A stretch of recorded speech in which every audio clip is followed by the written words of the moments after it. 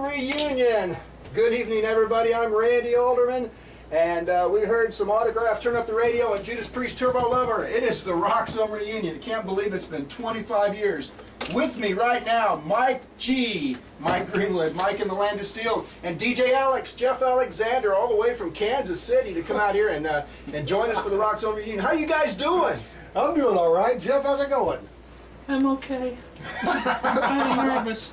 He's a little nervous. Alderman really sounded nervous. He was like, I'm getting nervous, and it's like, he didn't miss a beat, did he? I'm still right here, man. It's just like I did this yesterday. Oh, this is great stuff. You know, I love this music, and we haven't played. My first question when I walked into the studio was, where are the turntables at?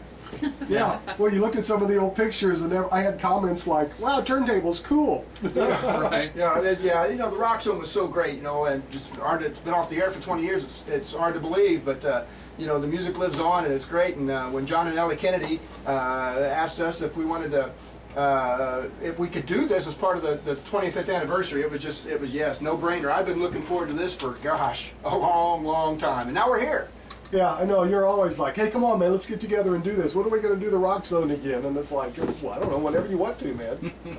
Now, I was hoping, you know, Kevin Fisher was a big part of he was the production genius behind the Rockzone, all the intros and stuff, and I can't believe we found some of that stuff. You on found cassette. the intro? That was cool. Yeah, I can't believe we found that on cassette tape. But you know, and so Kevin might pop in a little bit later. Kevin, if you're out there, come up to the station. We want you here. And Steve York. Now, Jeff, was Steve the founder of the Rockzone? No, Steve trained me. I didn't.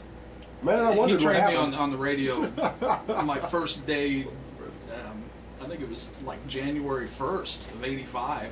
Well, I came in and worked, and he trained me. And we're trying to decide who started the Rockzone. How did it get started? And you know, the Rockzone was already popular before I came on board. And all That was the same way with me, but I think really, Kevin, if you're out there, Fish, I think Kevin Fisher, I think Kevin kind of got things going and got it rolling when Right. John and Ellie came in here. We didn't have a name for it back then, but I went through some albums, and Sammy Hagar had an album called The Danger Zone, and I was putting like rock with all this stuff, and Rock Zone, that's how the name came about. And I started calling it that before Kevin even, I was on the air one night, he wasn't, and I started calling that, and he was like, so that's what we're going to call it, huh? I said, yeah, let's do that. And now it's become a legend across South Central Illinois. You know, people, you know, Jeff, you live far away, but me and Mike, we're still here all the time, and we still have people come up to us all the time and say, hey, how about that Rockzone?